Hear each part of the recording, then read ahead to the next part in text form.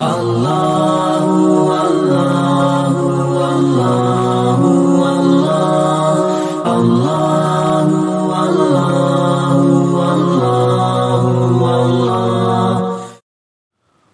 الْقَاهِرُ فَوْقَ عِبَادِهِ وَيُرْسِلُ عَلَيْكُمْ حَفَظَةً حَتَّى إِذَا جَاءَ أَحَدَكُمُ الْمَوْتُ تَوَفَّتْهُ رُسُلُنَا وَهُمْ لَا يُفَرِّطُونَ۔ اور وہی اللہ اپنے بندوں پر غالب ہے۔ وَيُرْسِلُ عَلَيْكُمْ حَفَظًا، اور تم پر نگران فرشتوں کو مقرر کیا ہوا ہے۔ حتیٰ، یہاں تک کہ اذا جاء احدکم الموت، جب تم میں سے کسی کی موت آئے، توفتہ رسلنا، تو ہمارے فرشتے اس کی روح قبض کرتے ہیں، اسے موت یعنی اس کی روح قبض کرتے ہیں۔ وہم لا یفرطون، اور وہ تھوڑا بھی کوتاہی نہیں کرتے۔ تو میرے بھائیو، اللہ تبارک و تعالیٰ نے اس سے پہلے آیت کے اندر یعنی توحید اور شرک کے سلسلے میں یہاں آیتیں چل رہی ہیں کہ اللہ کی ذات کیا ہے اور شرک کرنے والا کیسے وہ شرک کرتا ہے اللہ کے ساتھ۔ تو اللہ تبارک و تعالیٰ کے قبضے میں ہے سارے غیب کی خزانے۔ اور اس سے پہلے آیت میں اللہ نے نیند کا یعنی جو نیند دیتا ہے اللہ تبارک و تعالیٰ پھر دوبارہ اٹھاتا ہے، یہ سب کے سب ایک نمونہ ہے۔ اب اس آیت کے اندر اللہ تبارک و تعالیٰ یعنی یہ فرماتے ہیں کہ بندے جو کچھ کرنا چاہیں اللہ تبارک و تعالیٰ سارے بندوں پر غالب ہے۔ دنیا میں اپنی مرضی سے نہیں آ سکتا، نہ اپنی مرضی سے جا سکتا ہے۔ دنیا کے اندر رہتے ہوئے یعنی پوری 100% اپنی مرضی کے مطابق زندگی نہیں گزار سکتا۔ اللہ تبارک و تعالیٰ کا محتاج بن کر ہی زندگی گزارنا پڑے گا، ہر چیز میں وہ اللہ کا محتاج ہی بنے گا۔ تو اس لیے اللہ فرماتے ہیں کہ وَهُوَ الْقَاهِرُ فَوْقَ عِبَادِهِ، اور وہ غالب ہے اپنے بندوں پر۔ وَيُرْسِلُ عَلَيْكُمْ حَفَظًا، اور تمہارے اوپر ایک نگران کو اللہ تبارک و تعالیٰ نے متعین کیا ہے۔ نگران سے مراد کیا ہے؟ یعنی وہ فرشتہ جو اللہ تبارک و تعالیٰ نے ہمارے اور تمہارے نامہ اعمال لکھنے کے لیے متعین فرمایا، جسے آ کر کرامن کاتبین کہتے ہیں۔ تو یہ کرامن کاتبین خود آ کر کیا ہے؟ انسان کے نگران ہیں۔ یہاں تک کہ حدیث پاک کے اندر آتا ہے کہ یہ دو جو فرشتے ہوتے ہیں، یہ دو فرشتے جب بندہ کوئی نیک عمل کرتا ہے تو دائیں جانب والا فرشتہ اس کو لکھ لیتا ہے، کوئی برا عمل کرتا ہے تو بائیں جانب والا فرشتہ اس کو لکھ لیتا ہے۔ اور یہ ان کی اللہ تبارک و تعالیٰ نے ڈیوٹی لگا دی ہے کہ صبح سے لے کر شام تک 2 فرشتے ہوتے ہیں، پھر شام سے لے کر صبح تک 2 فرشتے الگ الگ ہوتے ہیں۔ تو اسی لیے حدیث پاک کے اندر آتا ہے کہ 2 فرشتوں کی ڈیوٹی ایک تو فجر کے وقت میں آ کر کے بدلتی ہے، ایک عصر کے وقت میں بدلتی ہے۔ تو فجر کے وقت میں جو فرشتے اللہ کے پاس جاتے ہیں تو اللہ پوچھتے ہیں کہ میرے بندے کو کس حالت میں چھوڑ کر آیا۔ تو اگر ہم لوگ نماز فجر میں رہے تو اللہ کو وہ گواہی دیتے کہ اللہ آپ کے بندے کو اگر کہ میں نے نماز فجر میں مصروف ہوتے ہوئے پا کر چھوڑ کر آ رہا ہوں۔ اسی طرح عصر کے وقت میں آ کر کے اللہ عصر کے وقت کے فرشتوں کو پوچھتے ہیں کہ میرے بندوں کو کس طرح آپ نے چھوڑ کر آیا، تو نماز کی حالت میں چھوڑ کر آئے۔ تو اس طرح اگر کیا ہے ہر انسان کے ساتھ یعنی 2 فرشتے صبح سے لے کر شام تک، شام سے لے کر صبح تک 2 فرشتے، 4 فرشتے اس کے نگران ہوتے ہیں۔ اسی لیے کہتے ہیں کہ جب بندہ نیکی کا ارادہ کرتا ہے، اگر یہ سوال کریں کہ اگر بچہ دل کے اندر کی ساری کیفیتیں کون جانتا ہے؟ اللہ جانتا ہے۔ تو پھر اللہ کے علاوہ کوئی نہیں جانتا۔ تو فرشتے اگر کوئی نیکی کا ارادہ کرتا ہے تو فرشتہ اس کے نیکی کو لکھ لیتا ہے نہیں حدیث کے اندر؟ اگر برائی کا ارادہ کرتا ہے تو جب تک وہ برائی نہیں کرتا اس وقت اس کا یعنی اس کا گناہ نہیں لکھا جاتا۔ تو اب یہ جو 2 فرشتے اللہ تبارک و تعالیٰ نے نگرانی کے طور پر متعین کیے ہیں، دل کے بھید کو جانتے ہیں کیا کہ یہ انسان کیا دل کے اندر ارادہ کرتا ہے، نیک ارادہ کرتا ہے یا برا ارادہ کرتا ہے؟ تو اس کا جواب مفسرین فرماتے ہیں کہ دل کے اندر کی باتوں کو، دل کے اندر کے خیال کو اللہ کے علاوہ کوئی نہیں جانتا، لیکن جب بندہ نیک ارادہ کرتا ہے، نیک خیال کرتا ہے، دل کے اندر سے ایک خوشبو پھوٹتی ہے جو فرشتوں کو محسوس ہوتی ہے، تو سمجھ لیتے ہیں کہ اس نے نیک ارادہ کیا ہے، کوئی نیک کام کا ارادہ کیا۔ کون سے کام کا ارادہ کیا یہ بھی پتہ نہیں فرشتوں کو، بس ایک خوشبو نکلتی ہے، وہ خوشبو کو دیکھ کر محسوس کر لیتے ہیں کہ اس نے فلاں نیک کام کا ارادہ کیا ہے، اس لیے اس کے نامہ اعمال میں نیکی لکھ لیتے ہیں۔ اگر کوئی آدمی گناہ کا ارادہ کرتا ہے، گناہ کا خیال کرتا ہے، اس سے بدبو پھوٹ اٹھتی ہے، فرشتے سمجھ جاتے ہیں کہ اس نے گناہ کا ارادہ کیا ہوا ہے۔ تو اندازہ لگاؤ، اسی لیے بہت سارے لوگ ایسے ہوتے ہیں جن کے بدن سے بدبو نکلتی ہے۔ اس کی وجہ کیا ہے؟ ان کے گناہوں کا اثر ہے۔ گناہ سے بدبو پھوٹتی ہے، نیکیوں سے خوشبو نکلتی ہے۔ تو بہرحال میرے بھائیو، اس طرح اگر اللہ تبارک و تعالیٰ نے یہ نظام چلایا ہے۔ حضرت عثمان ابن عفان رضی اللہ تعالیٰ عنہ کی تفسیر میں یہ ہے کہ ہر انسان کے ساتھ صبح سے لے کر شام تک 10 فرشتے ہوتے ہیں، شام سے لے کر صبح تک 10 فرشتے، گویا یہ 4 اور یہ 20 فرشتے ہر انسان کی نگرانی میں لگے رہتے ہیں، اس کی حفاظت میں لگے ہوئے رہتے ہیں۔ تو اندازہ لگو اللہ کا کتنا بڑا احسان ہے ہم پر کہ اللہ نے انسان کی حفاظت کے لیے 24 فرشتوں کو لگا دیا ہے۔ پھر اس کے بعد کیا ہوتا ہے؟ حتی اذا جاء احدکم الموت، یہاں تک کہ جب تم میں سے کسی کی موت آ جائے، تو اب یہ نگران جو فرشتے ہیں نا، یہ بھی موت کے سامنے کچھ نہیں کر سکتے۔ توفتہ رسلنا، ہمارے فرشتے اس کی روح کو قبض کر لیتے ہیں، وہم لا یفرطون، اور وہ تھوڑا برابر بھی کمی کوتاہی نہیں کرتے۔ بعض مفسرین فرماتے ہیں یہی جو 4 فرشتے ہیں یہی روح کو نکال لیتے ہیں اور ملک الموت کے حوالے کر دیتے ہیں۔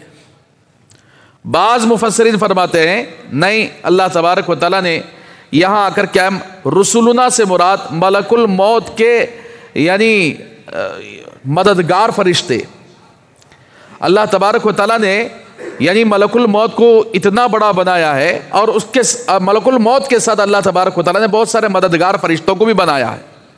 اسی بنیاد پر یعنی یہ جو مددگار فرشتے ہوتے ہیں، جس کی روح نکالنا ہوتا ہے، اللہ کے حکم سے نکال کر یعنی ملک الموت کے حوالے کر دیتے ہیں۔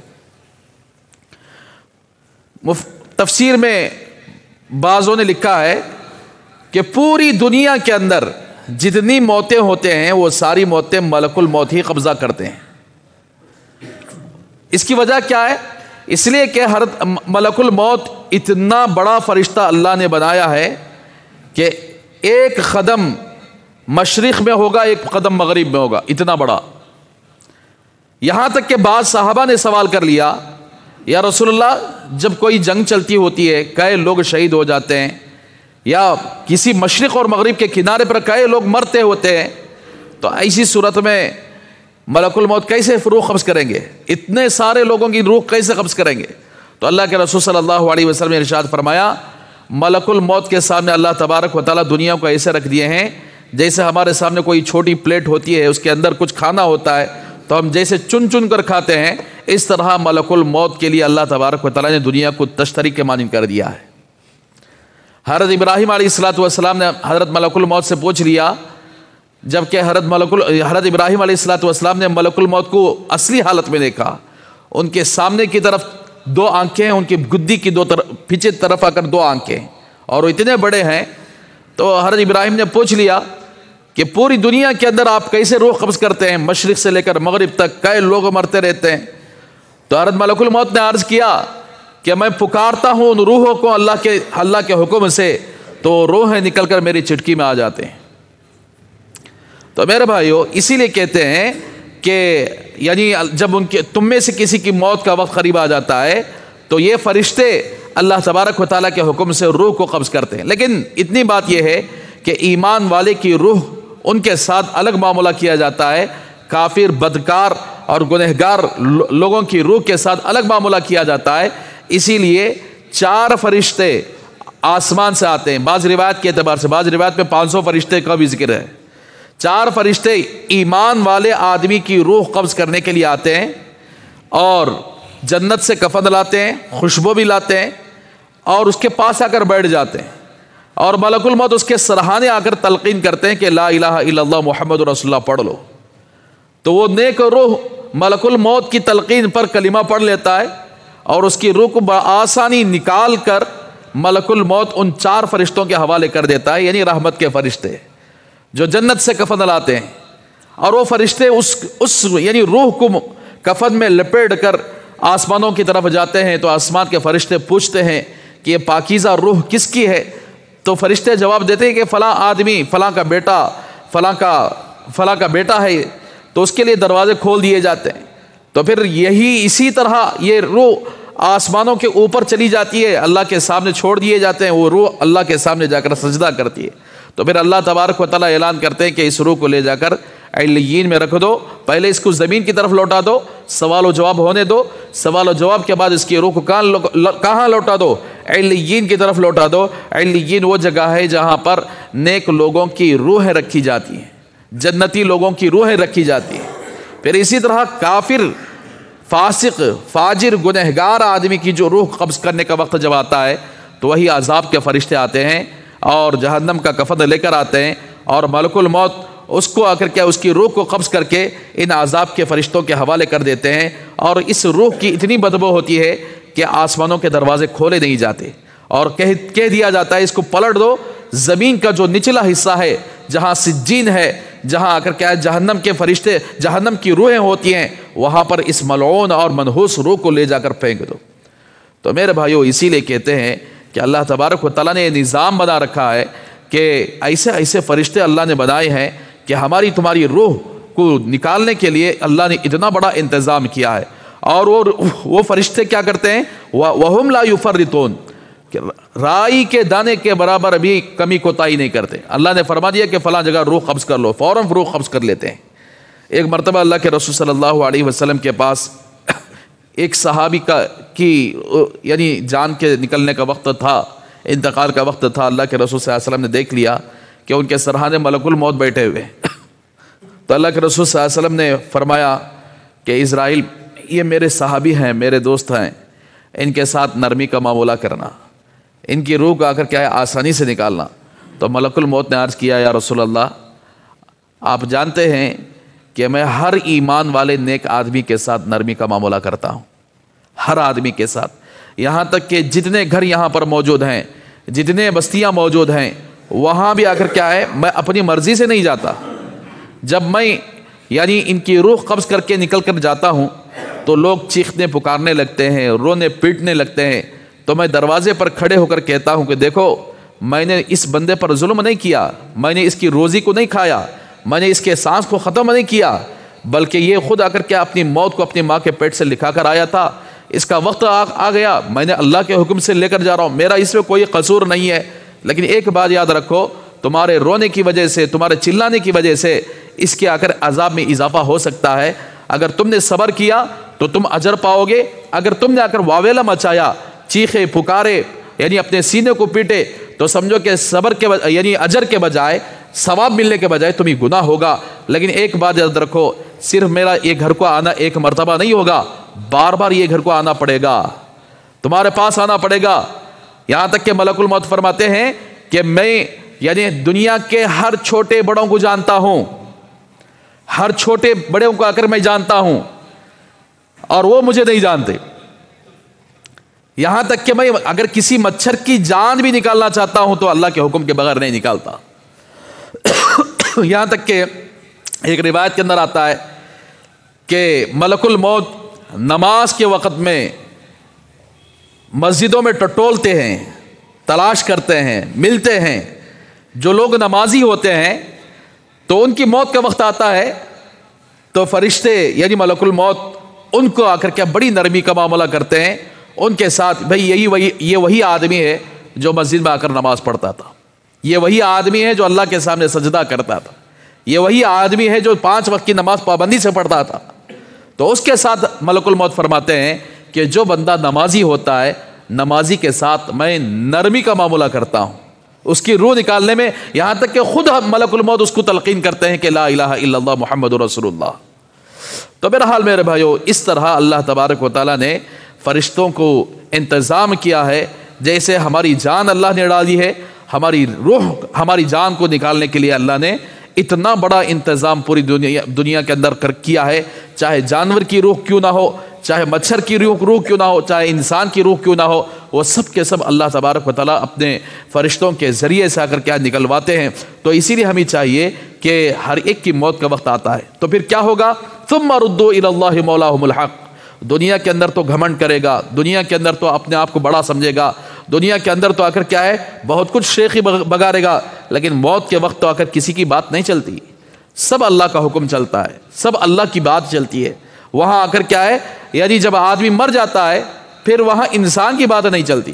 دنیا کے اندر اللہ نے اختیار دیا ہے کہ نیک کام تو بھی کرو، گناہ بھی کرو، کوئی پوچھنے والا نہیں۔ شراب پینے والے کو کوئی پوچھتا ہے کہ شراب پینے والے شراب پی رہے ہیں، زنا کرنے والے زنا کر رہے ہیں، سود کھانے والے سود کھا رہے ہیں، اور اسی طرح رشوت لینے والے رشوت لے رہے ہیں، دھوکے بازی کا کام کرنے والے دھوکے بازی کر رہے ہیں، جھوٹ بولنے والے جھوٹ بول کر زندگی گزار رہے ہیں۔